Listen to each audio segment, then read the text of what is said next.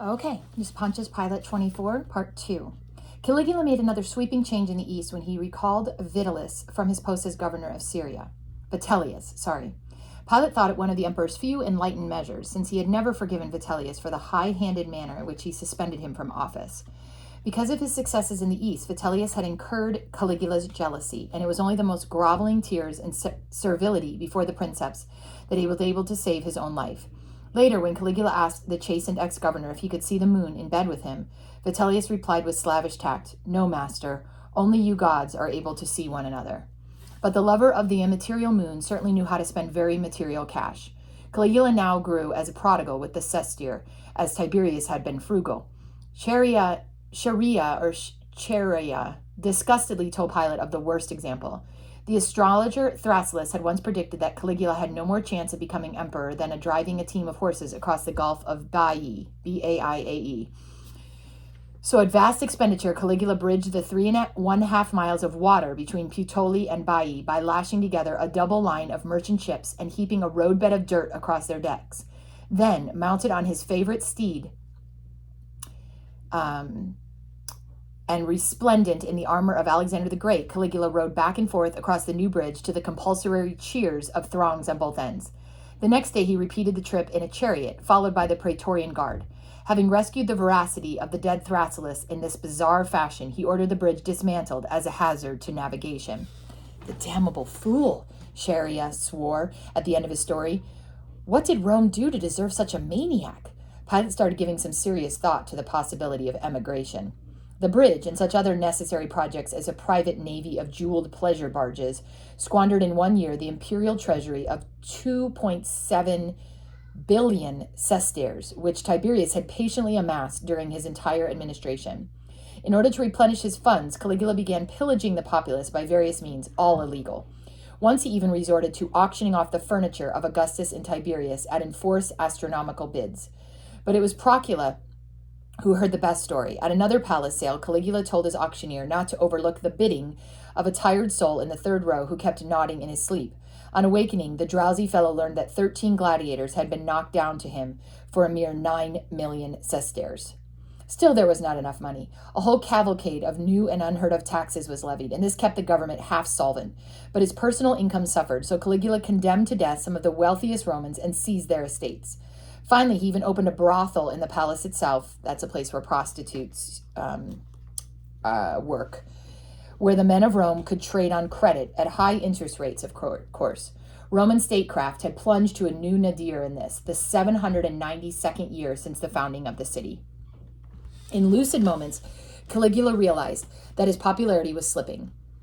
The time-hallowed method for a Roman emperor to regain favor with his subject was foreign conquest.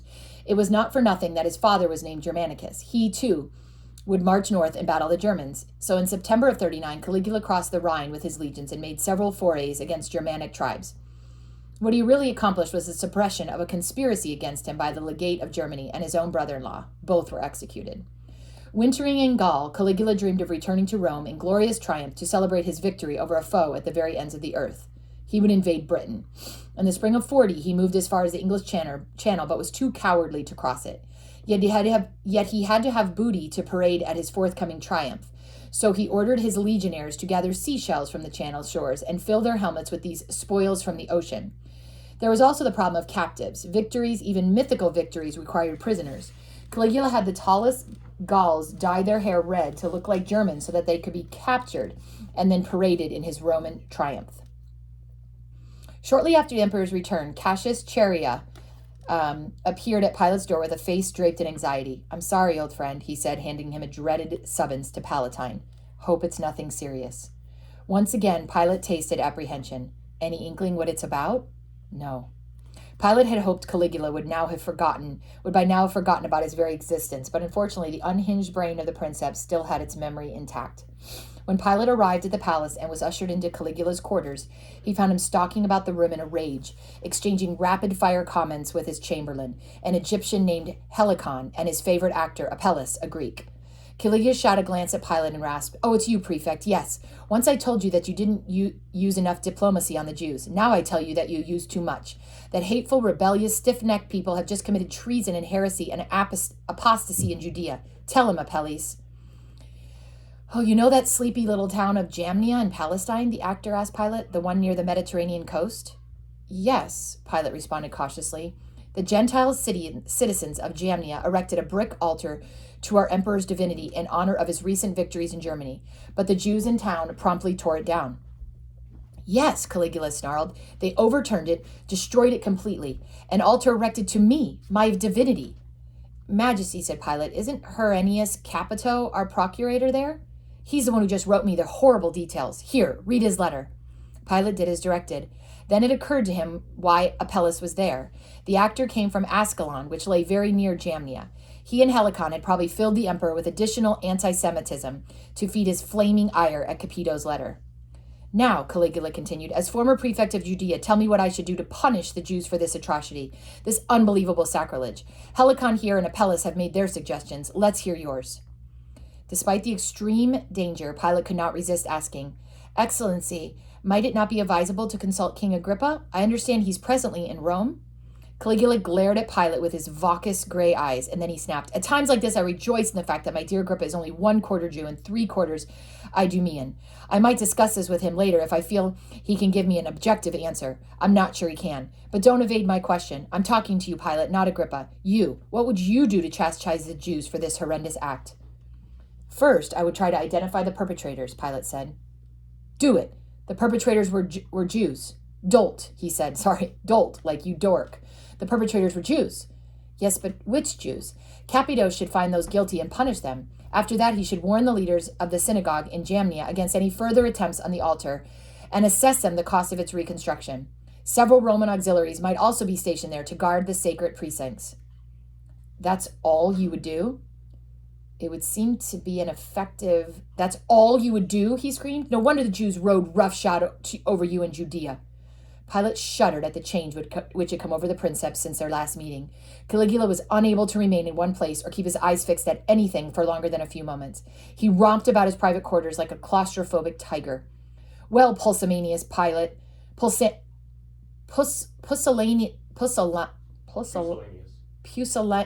it has Animous. Pusillanimous. I don't even know what that means, though.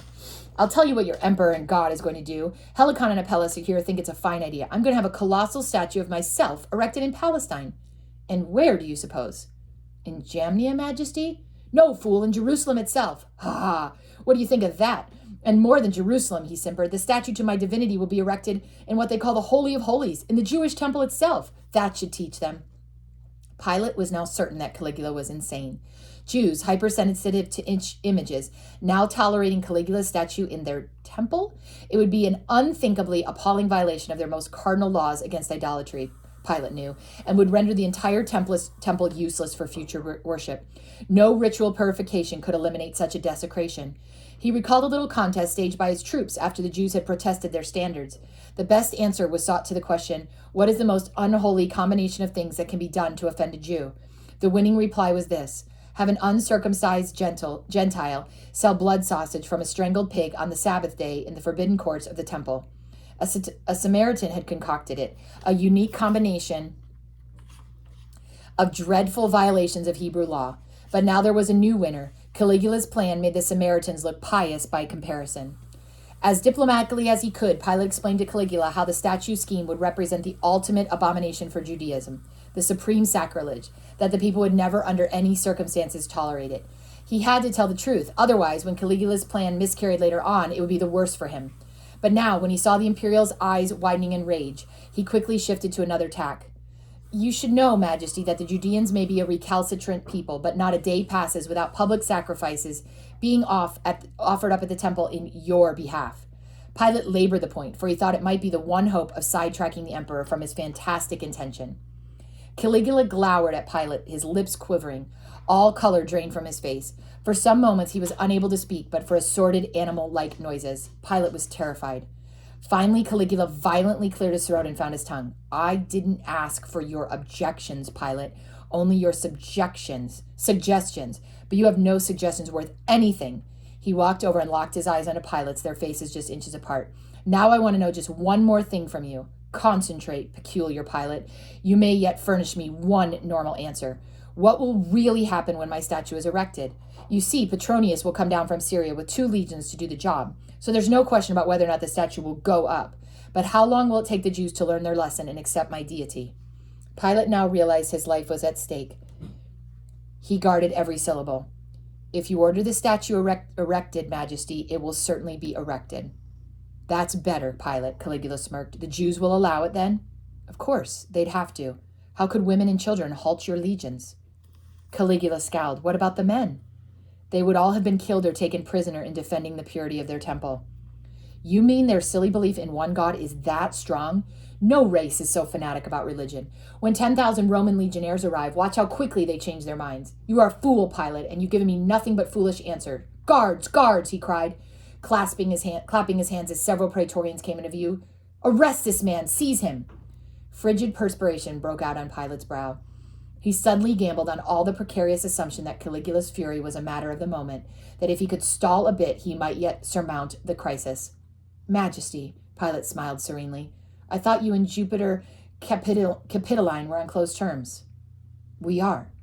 Well, last night, the great Olympian father of the gods came to me in my sleep and told me that you, his brother, would summon me to the palace today, and that if I spoke frankly, you would be better served than if I merely told you what you wanted to hear.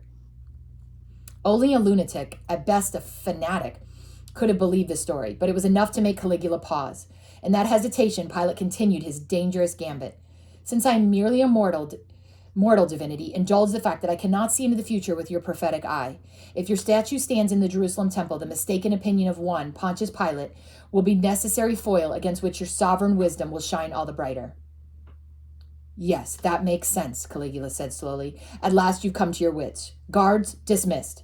But don't leave Rome, Pilate. The day my statue is dedicated in Jerusalem, I'll want you at a corresponding ceremony in my temple here in Rome. There you will deliver a public testimony about your error and my divine omniscience. I look forward to that day, Excellency, Pilate lied as he bowed deeply and left the palace. It was the first time in his life that he'd been driven to absolute sycophancy. It was nauseating, dishonest, and humiliating, but necessary in humoring a madman. John, what does sycophancy mean? Sycophancy? Sycophant is a person who's a suck-up. Okay, a suck-up. Small wonder Vitellius had stooped to the same expedient.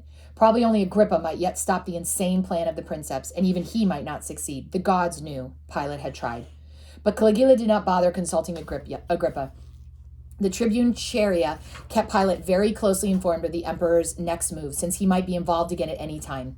Caligula now commanded Publius Petronius, the new governor of Syria, to make and erect his statue. It was to be larger than life, size and plated with gold. He was to use the Syrian legions to overcome any Jewish resistance. And I'm going to pause there for part 2 of chapter 24.